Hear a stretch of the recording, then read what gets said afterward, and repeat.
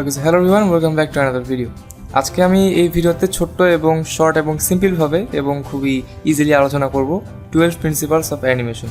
আপনি যা কিছু অ্যানিমেট করেন না কেন, আপনি যদি অ্যানিমেশনের প্রিন্সিপালগুলো মেনে চলেন, সেক্ষেত্রে কী হবে, অ্যানিমেশনটা আপনার নেক্সট লেভেলে চলে যাবে, আগের থেকে অনেকটা বেশি প্রফেশনাল লাগবে। ওকে, সো আমরা কিন্তু চলে যাই হচ্ছে 12 প্রিন্সিপালস অফ অ্যানিমেশনে। এটার জন্য আমি একটা ভিডিও হেল্প নেব, আমার কাছে একটা ভিডিও আছে, কারণ সব কিছু আপনাদেরকে মুখে বলে বুঝাতে পারবো না, রাইট? আপনাদেরকে আমি ভিডিওতে এই ভিডিওর থ্রু দিয়ে আপনার কিছু এক্সাম্পল দেখাবো, অ্যান্ড বেসিক্যালি এক্সাম্পলগুলো ইউজ করে আপনাদেরকে জিনিসটা আমি এক্সপ্লেন করবো। এক কথায় 12টা প্রিন্সিপালের প্রত্যেকটাকে আমি আগে এক্সপ্লেন করবো, তারপর প্রত্যেকটার জন্য আমি এক একটা করে কী দেখাবো, এক্সাম্পল দেখাবো। ওকে, এইটা হচ্ছে অ্যানিমেশনের 12টা প্রিন্সিপাল। এগুলো হচ্ছে অ্যানিমেশনের 12টা রুল, ওভারঅল রুল 2D অথবা 3D যে কোনো অ্যানিমেশনের ক্ষেত্রে, যেটা কিন্তু আমরা বেসিক্যালি মেনে চলি, রাইট? ওকে, সো আমি এখানে চলে যাই হচ্ছে ফার্স্ট অফ অল প্রথম আমাদের প্রিন্সিপাল, সেটা হচ্ছে স্কোয়াশ অ্যান্ড স্ট্রেচ। এখন স্কোয়াশ মানে কি, স্ট্রেচ মানে কি? স্কোয়াশ মানে হচ্ছে যে সংকোচন করা, স্ট্রেচ মানে হচ্ছে প্রসারিত করা, বা স্কোয়াশ সংকোচন এবং স্ট্রেচ হচ্ছে প্রসারণ। এখানে বেসিক্যালি আমি একটু লেখাটা দেখাই। এই 12 প্রিন্সিপাল অফ অ্যানিমেশন, এখানে এক নম্বরে বেসিক্যালি দেখাবে হচ্ছে স্কোয়াশ অ্যান্ড স্ট্রেচ। এই দেখেন, এটা হচ্ছে স্কোয়াশ অ্যান্ড স্ট্রেচ। আপনি যখন কোনো বল বা কোনো ক্যারেক্টার বা আপনি যখন কোনো অবজেক্টকে অ্যানিমেট করেন, তখন যদি সেই অবজেক্টটার মধ্যে একটু সংকোচন বা প্রসারণ বা অবজেক্টটাকে মনে করেন যে একটা বল আপনার উপর থেকে মাটিতে পড়তেছে বা গ্রাউন্ডে পড়তেছে, সেই গ্রাউন্ডে পড়ার সময় যদি বলটার মধ্যে আপনি যদি একটু স্কোয়াশ বা স্ট্রেচ আনেন, বলটাকে যদি আপনি একটু চ্যাপ্টা টাইপের করে দেন, সেক্ষেত্রে কিন্তু অ্যানিমেশন দেখতে ভালো লাগে, রাইট? অথবা ওই বলটা কী দিয়ে তৈরি, বলটা যদি কোনো ওয়াটার বেলুন টাইপের হয়, সেক্ষেত্রে বলটার মধ্যে স্কোয়াশ আনলে কিন্তু অ্যাকচুয়ালি বোঝা যাচ্ছে বলটা কোন এলিমেন্ট দিয়ে তৈরি। ওকে, সাপোজ আমি এখান থেকে কিছু আপনাদেরকে এক্সাম্পল দেখাই। এই দেখেন, সাপোজ ধরেন এই জুতাটা দেখেন, যখন জুতাটা গ্রাউন্ডে পড়তেছে তখন কিন্তু এটার গতি সবচেয়ে বেশি, রাইট? ওই জন্য কী করছে, ফুললি স্ট্রেচ করে দিছে, ফুললি এটাকে প্রসারিত করে দিছে। আর যখন গ্রাউন্ডে পড়লো তখন দেখেন একদম ফুললি এটাকে এখানে একটু আমি পিছিয়ে যাই। ওকে, এই যে দেখেন, আর যখনই একদম গ্রাউন্ডে পড়লো তখন কি হয়ে গেল, একদম জুতাটা তো হঠাৎ করে একটা ধাক্কা খাইলো, রাইট, গ্রাউন্ডে। তখন সেটা কী করলো, একদম বেসিক্যালি সংকুচিত করে দিল বা স্কোয়াশড করে দিল। সো এগুলো হচ্ছে বেসিক্যালি আমাদের স্কোয়াশ অ্যান্ড স্ট্রেচ প্রিন্সিপালটা।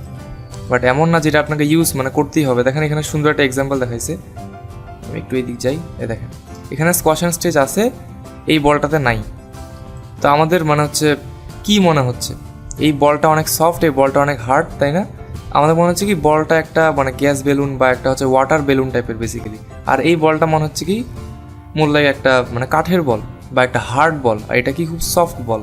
ওই জন্য এটা কি বলে এই যে দেখেন লেখা আছে ওয়াটার বেলুন, এটা পড়ার সময় খুবই স্কোয়াশ অ্যান্ড স্ট্রেচ হচ্ছে, বাট আগেরটাতে কিন্তু হচ্ছে না। এটা আপনি বিভিন্ন অবজেক্টের ক্ষেত্রে ইউজ করতে পারবেন।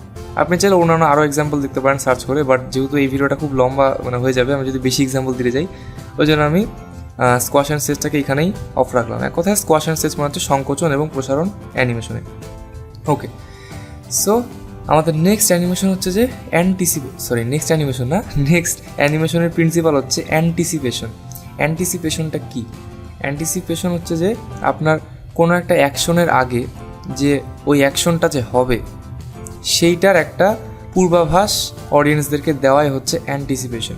সাপোজ আপনি কাউকে কোনো একটা ক্যারেক্টারকে দিয়ে ঘুষি মারবেন বা আপনি গ্রাউন্ড থেকে লাফাবেন।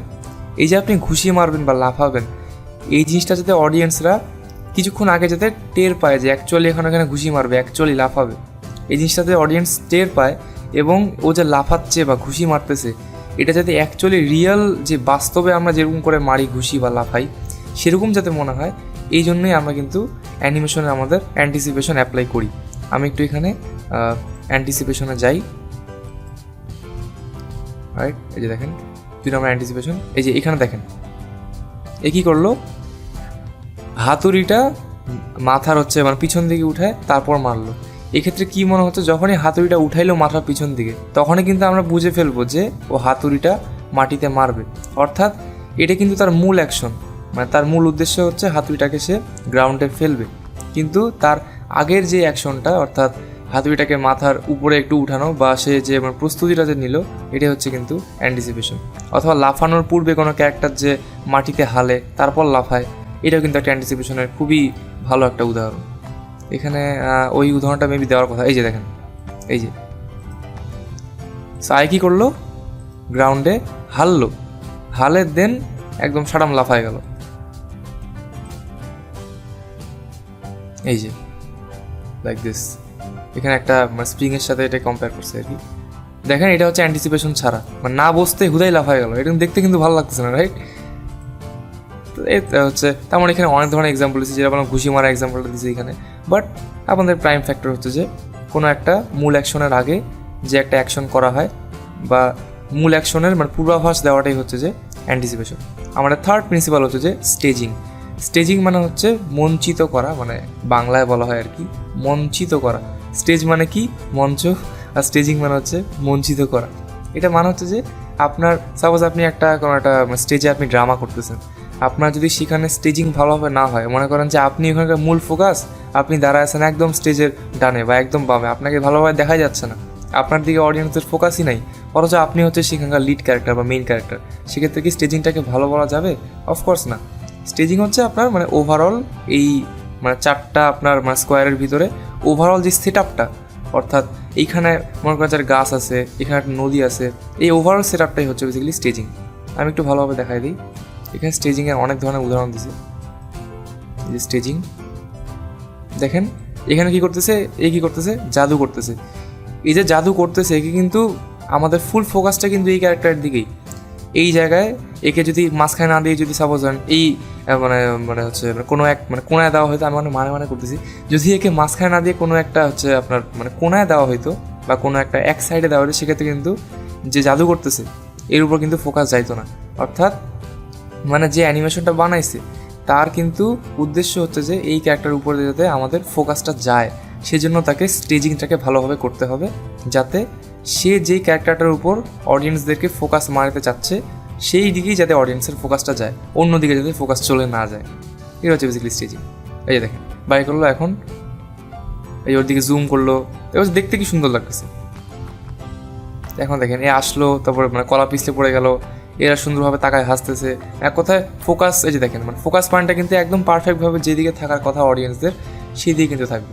এর প্রথমে কলা চোচায় ফোকাস, তারপরে যখন পড়ে গেল তখন এর দিকে ফোকাস যাবে, তারপর যখনই এই যে ওরা হচ্ছে মানে হাসাহাসি শুরু করলো তখন ওর দিকে ফোকাস, আবার যখনই আবার এই সামনে তাকায় মানে মন খারাপ করলো তখন কিন্তু আবার অডিয়েন্সের ফোকাস কিন্তু এর দিকে চলে যাবে।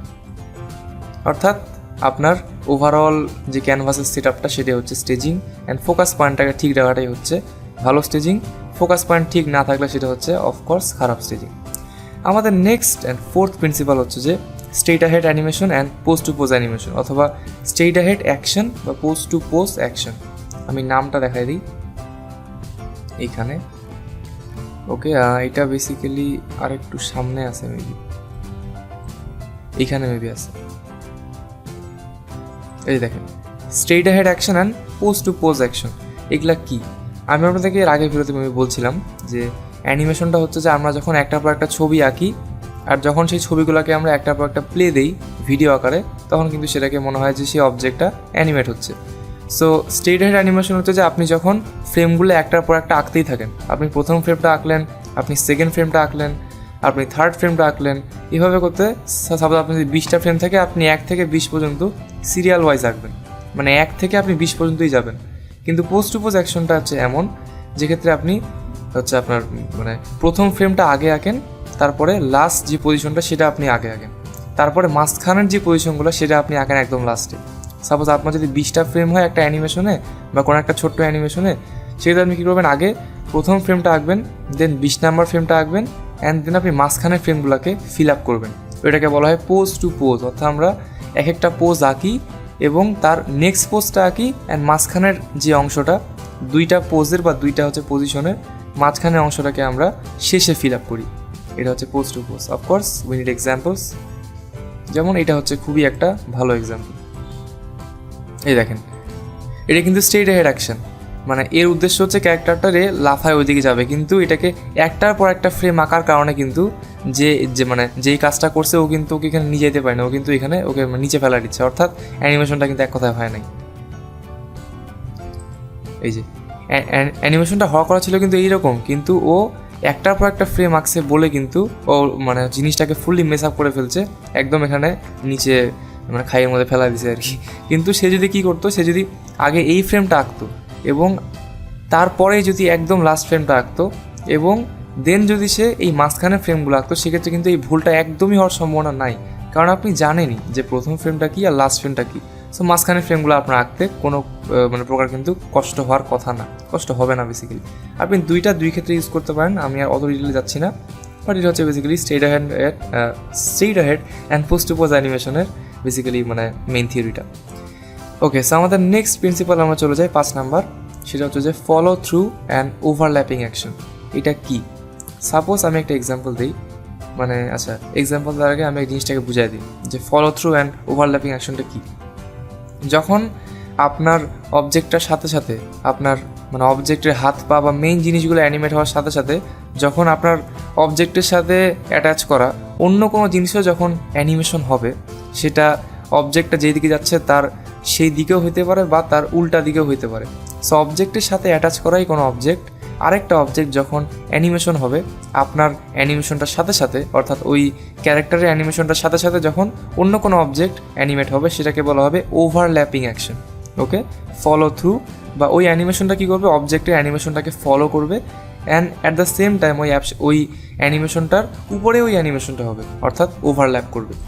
এখানে আশা করি ভালো ভালো এক্সাম্পল আছে, এখানে তো বেসিক্যালি প্রচুর এক্সাম্পল আছে এই ভিডিওটাতে, বাট মেইন যেগুলো আমি সেগুলো আপনাদের কি মানে বোঝানোর চেষ্টা করতেছি। এই দেখেন এখানে কি হচ্ছে, ও তো সামনে আগাচ্ছে বাট ওর অ্যান্টেনাটাও কিন্তু ওর সাথে সাথে ফলো করতেছে, ওকে কি করতেছে, ফলো করতেছে, এই জন্য নাম হচ্ছে ফলো থ্রু। আর দেখেন মানে যখনই ও থামে যাচ্ছে তখনই কিন্তু এই অ্যান্টেনাটা এরকম করে মুভ করতেছে, অর্থাৎ এই অ্যানিমেশনটা এটার উপর ওভারল্যাপিং করতেছে।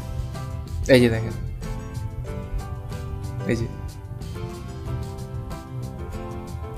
সো এখানে কিন্তু follow through and overlapping action কিন্তু একসাথে বেশি জিনিসটা ইউজ করা হয়েছে। ওকে, সো আমাদের নেক্সট যেটা প্রিন্সিপাল, আমি এটা অত ডিটেলে গেলাম না, নেক্সট প্রিন্সিপাল হচ্ছে যে slow in and slow out.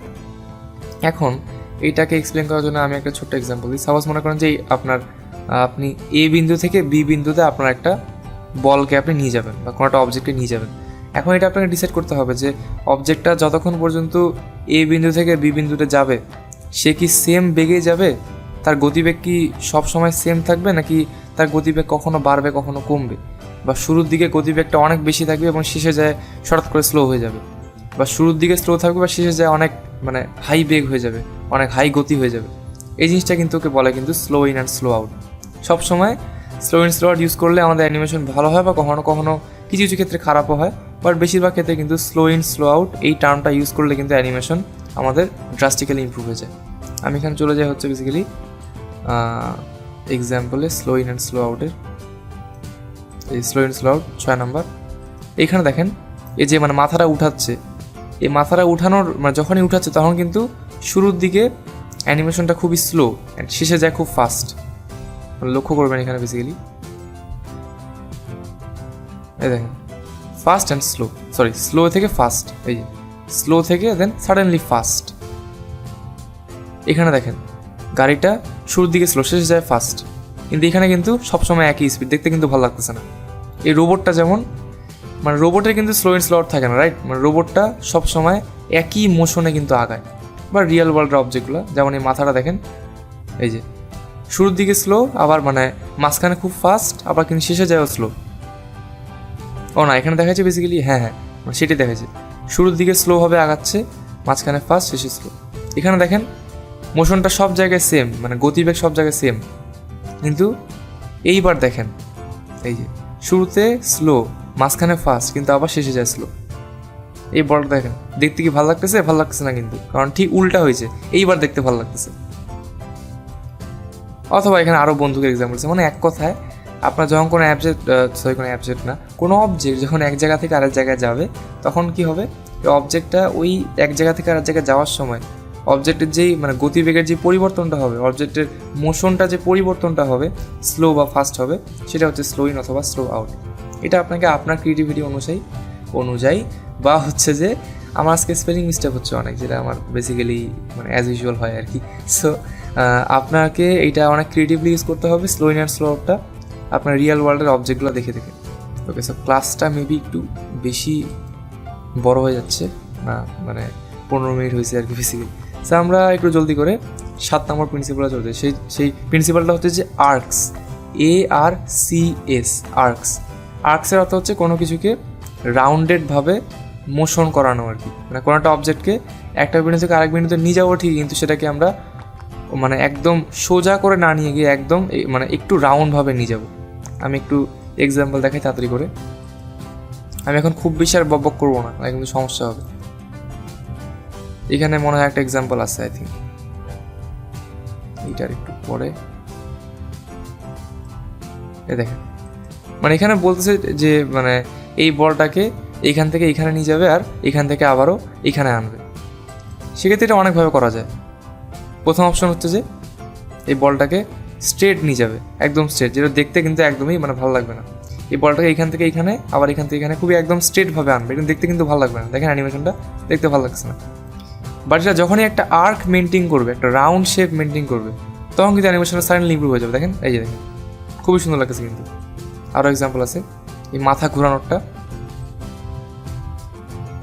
এই দেখেন এই কিন্তু একটা রাউন্ড শেপ মেনটেন করে মাথাটা ঘুরাচ্ছে, এই যে মানে আর্ক মেনটেন করে মাথাটা ঘুরাচ্ছে, ওই জন্য কিন্তু অ্যানিমেশনটা দেখতে কিন্তু ভালো লাগতেছে। সো আমি আর বেশি বললাম না, আপনারা যেটা করবেন, আপনাদের যে অ্যানিমেশনে আর্কটা প্রয়োজন হচ্ছে বা রাউন্ডভাবে কোনো কিছু করলে যখন ভালো লাগবে, এমন না যে আপনি গাড়ি চালাচ্ছেন, আপনি গাড়িটাকে উপর থেকে রাউন্ডভাবে উড়ায় নিয়ে যাবেন, এমন তো না, রাইট? মানে এক কথায় এই প্রিন্সিপালগুলো আপনাকে জেনে রেখে আপনার ক্রিয়েটিভ জায়গা অনুযায়ী, আপনার সিচুয়েশন অনুযায়ী কিন্তু আপনাকে এগুলো ক্রিয়েটিভভাবে ইউজ করতে হবে। এক কথায় আমাদের 8 নম্বর প্রিন্সিপাল হচ্ছে সেকেন্ডারি অ্যাকশন। সেকেন্ডারি অ্যাকশন হচ্ছে প্রাইমারি অ্যাকশনের ঠিক বিপরীত। আমি যদি বলেছি একটা ভালো এক্সাম্পল, সেটা হবে হচ্ছে সাপোজ আপনি একটা ক্যারেক্টারকে দৌড়াচ্ছেন। ওকে, আপনি যদি ক্যারেক্টারটাকে দৌড়ানোর অ্যানিমেশন করেন, তাহলে এই দৌড়ানোর ক্ষেত্রে তার মানে মুখ্য ভূমিকা রাখতেছে কে? তার লেগগুলা, তার পাগুলা। সে তো অফকোর্স পা দিয়ে দৌড়াচ্ছে, হাত দিয়েও দৌড়াচ্ছে না। কিন্তু সে যখন দৌড়াচ্ছে তখন কি তার শুধু পাটাই অ্যানিমেট হচ্ছে নাকি হাতগুলোও অ্যানিমেট হচ্ছে? অফকোর্স হাতও অ্যানিমেট হচ্ছে। পা দিয়ে সে দৌড়াচ্ছে ঠিকই, পাটা হচ্ছে তার প্রাইমারি অ্যাকশন, কিন্তু তার যে হাতটাও অ্যানিমেট হচ্ছে এইটা কিন্তু হচ্ছে তার সেকেন্ডারি অ্যাকশন। আমি যদি এখানে এক্সাম্পল দিই, দেখেন বেসিক্যালি কোথায় গেল, এই যে দেখেন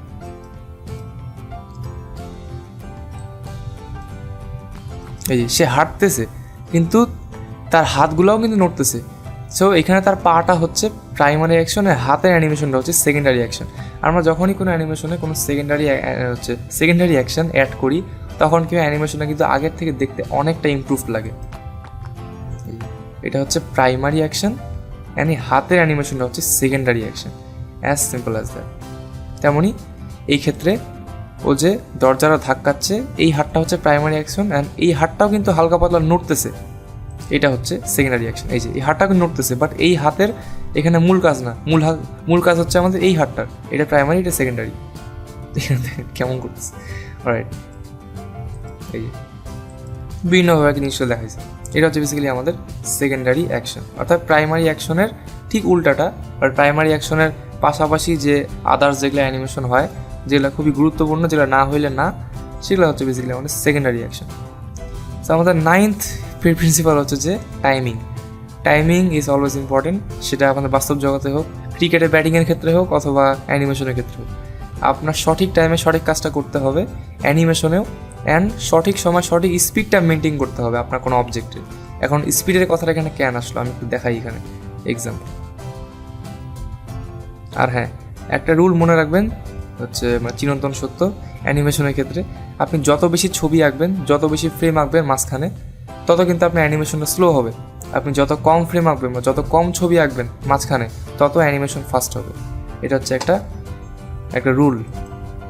দেখেন এখানে বেশি ছবি, প্লেনটা স্লো আঁকাচ্ছে, অর্থাৎ টাইমিংটা স্লো। এই যে এখানে কম ছবি, কম ফ্রেম, অর্থাৎ প্লেনটা অনেক ফাস্ট যাচ্ছে। এই যে less drawing means fast, and মানে মোর ড্রয়িং মিনস স্লো।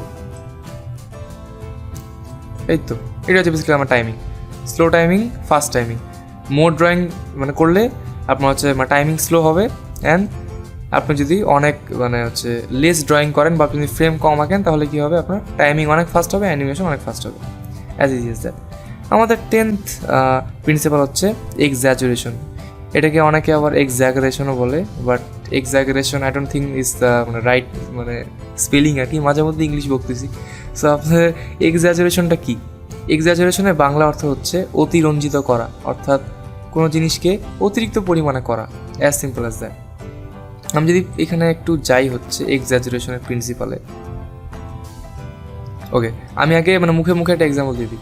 অনেক সময় কার্টুনে দেখছেন এইভাবে, মানে কোনো কার্টুনকে মাথা যখন বাড়ি মানে তখন কী হয়ে যায়, একদম চ্যাপ্টা হয়ে যায় না, একদম এই পর্যন্ত পারলে চ্যাপ্টা হয়ে যায়। অর্থাৎ আমাদের বাস্তব জগতে কিন্তু সেরকম হয় না। বাস্তব জগতে কিন্তু আমরা যদি কাউকে মাথায় মারি, সে কি মানে এতটা কি চ্যাপ্টা হয়ে যাবে? চ্যাপ্টা হবে না, কিন্তু তার মাথার শেপটা প্রায় ওরকমই থাকবে, জাস্ট তাকে মানে মারবো আর কি আমরা, বাট সে কিন্তু এতটা চ্যাপ্টা হবে না। বাট অ্যানিমেশনে কী করা হয়, সেই জিনিসটাকে খুবই এক্স্যাজুরেট করে দেওয়া হয়, খুবই জিনিসটাকে অতিরিক্ত পরিমাণে চ্যাপ্টা করে দেওয়া হয়, যেটা দেখতে কিন্তু ভালো লাগে। যেমন দেখেন, এটা হচ্ছে লেস এক্স্যাজুরেশন। এই যে মারতেছে, চ্যাপ্টা হচ্ছে, বাট ততটাও না যতটাতে মানে ফিলটা পাবো আমরা। কিন্তু এইবার দেখেন, দেখলেন অ্যানিমেশনটা, এটা হচ্ছে লেস, এটা হচ্ছে মোর এক্স্যাজুরেশন। মারতেছে একদম পুরো চ্যাপ্টা হয়ে যাচ্ছে, এটা কিন্তু দেখে ফিল আসতেছে। এই যে দেখেন, এ কামড়াচ্ছে একদম ফুললি মানে স্ট্রেচ হয়ে পুরো চ্যাপ্টা হয়ে যাচ্ছে। দেখেন এই যে এখানে কতটা চ্যাপ্টা করছে, কিন্তু আমরা যখন দেখলাম তখন কি বুঝতে পারলাম যে এতটা চ্যাপ্টা হয়েছিল? বুঝতে পারিনি। ওই জন্য কিন্তু আমরা চাইলে এরকম করতে পারি। একে যে এখানে এটা কি, একটা খেলনা নাকি এটা কুমিরের মতো, এটা কি আমি জানি না, যাক ওকে মানে এক কথা বিড়ালটাকে কামড়াইছে, এই জিনিসটা বিড়ালটাকে মানে দেখে মায়া লাগছে। যাই হোক, ওর হচ্ছে যে ওকে কামড়ানোর ফলে ওর একদম ও মানে ছিটকায় উঠছে, ও যে ছিটকায় লাফায় উঠছে, এই জিনিসটাকে খুবই এক্স্যাজুরেট করে দেখানো হয়েছে, সে যে একদম স্ট্রেচ হয়ে গেছে। এই জিনিসটাকে বেসিক্যালি খুবই অতিরঞ্জিত করে বা এক্স্যাজুরেট করে দেখানো হয়েছে, যেটা কিন্তু দেখতে খুব ভালো লাগে। সো আপনি অ্যানিমেশনে এক্স্যাজুরেশন বা খুবই অতিরিক্ত পরিমাণে কোনো জিনিস ইউজ করতে পারেন, এটা কিন্তু অ্যানিমেশনকে আপনার ইমপ্রুভ করবে। ওকে, অনেকক্ষণ ধরে বক করলাম, আমি আর বেশিক্ষণ হচ্ছে রাখবো না, শেষ করে দিই। আমাদের 11 নম্বর প্রিন্সিপাল হচ্ছে সলিড ড্রয়িং। সলিড ড্রয়িং এক কথা আমি বলে দিই, মানে কোনো একটা শেপের বা কোনো একটা অবজেক্টের বা কোনো একটা ক্যারেক্টারের তার যেই রকম শেপ বা তার বডি মাস বা তার হচ্ছে আয়তন যতটুকু, ততটুকুকে মানে রিপ্রেজেন্ট করাটাই হচ্ছে সলিড ড্রয়িং। মানে আপনার লাইন ড্রয়িং দিয়ে বা আপনি কালার করেন বা যাই করেন, সেইটার মানে বডি ওয়েটটা বা তার ওভারঅল শেপটা যদি রাউন্ড হয় বা যদি স্কোয়ার হয়, সেই শেপটাকে ভালোভাবে স্ক্রিনে রিপ্রেজেন্ট করাটাই হচ্ছে সলিড ড্রয়িং। যেমন এইখানে দেখেন, একে কিন্তু দেখে মনে হচ্ছে যে ক্যারেক্টারটা রাউন্ড, তার হাতগুলো রাউন্ড, কিন্তু এর যদি ভালোভাবে আঁকা না হতো তাহলে কিন্তু দেখতে ভালো লাগতো না, রাইট? তেমনই মনে করেন যে তার কাপড়ে কিন্তু এখন কোনো ভাঁজ আছে বলে কিন্তু মনে হচ্ছে না, কিন্তু যখনই আপনি এখানে ভাঁজ দিবেন কাপড়ে, তখন কি মনে হবে যে আপনি যখন লাইন টানবেন, এরকম ভাঁজের লাইন টানবেন, তখন কিন্তু মনে হবে যে তার কাপড়ে অ্যাকচুয়ালি ভাঁজ আছে। দেখেন ফেসটা কি সুন্দরভাবে আঁকছি আর কি। এই যে দেখেন, এই লাইনটা দেওয়ার ফলেই একটা ফিল চলে আসলো যে বলটার প্রত্যেকটা সাইড রাউন্ড, বলটা 3D, এরকম একটা ফিল আসলো না? জিনিসটাকে হচ্ছে সলিড ড্রয়িং। কিন্তু দেখেন এভাবে লাইনটা সোজা আঁকার ফলে কিন্তু ওই ফিলটা এখন আর আসলো না।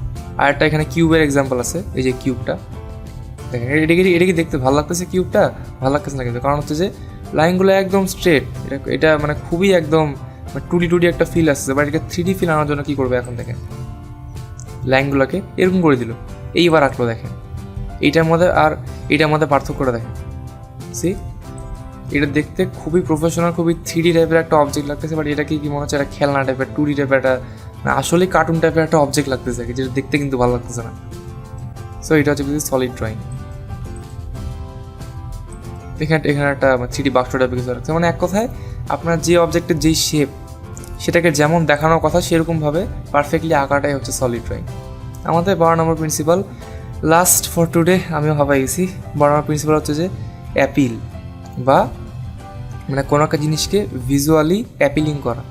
ভিজুয়ালি অ্যাপিলিং করা মানে দৃষ্টিনন্দিত করা বা দৃষ্টিনন্দন, মানে যেটাকে বলে বাংলায়, মানে কোনো একটা জিনিসকে দেখতে যাতে সুন্দর লাগে, এটাই অ্যাপিলিং। এটা কিন্তু বোঝা কোনো কঠিন ব্যাপার না, রাইট? মানে কোনো জিনিসকে দেখতে সুন্দর লাগানোটাই হচ্ছে বেসিক্যালি অ্যাপিলিং। কিন্তু তার মানে কি এমন যে আপনার ভিলেন খুবই ভয়ঙ্কর, আপনি কোনো একটা ভূত আঁকবেন আপনার অ্যানিমেশনে, ওটাকে যদি আপনি ভিজুয়ালি অ্যাপিলিং করেন, মানে খুবই সুন্দর করে দেন, সেটা দেখতে ভালো লাগবে ভূতটা, মানে অত ভয়ঙ্করই দেখাবে না। মানে এখন যেই জিনিসটা ভয়ঙ্কর দেখানোর কথা, মনে করেন যে কোনো একটা রাক্ষস বা কোনো একটা ভূত, ওটা কিন্তু ভয়ঙ্করই দেখাবে। যত ভয়ঙ্কর তত বেশি অডিয়েন্স ভয় পাবে, তত বেশি মজা পাবে। সো যেটা বেশি ভয়ঙ্কর সেটাকে আরও বেশি ভয়ঙ্কর করে দেখানো, বা ভয়ঙ্করটা তার যে মানে তার ভিতরে যে ভয়ঙ্কর রূপটা সেটাকে আরও বেশি করে ফুটায় তোলা। আর যে সুন্দর, সবথেকে সুন্দর একটা মেয়ে ক্যারেক্টার রাখবেন, ওটাকে আরও সুন্দর করা, সেটাকে আরও ভিজুয়ালি অ্যাপিলিং করাটাই হচ্ছে বেসিক্যালি আমাদের 12 প্রিন্সিপাল, যেটা হচ্ছে অ্যাপিল। আমি দেখাই আপনাকে এখানে বেসিক্যালি, মানে আশা করি বুঝতে পারছেন।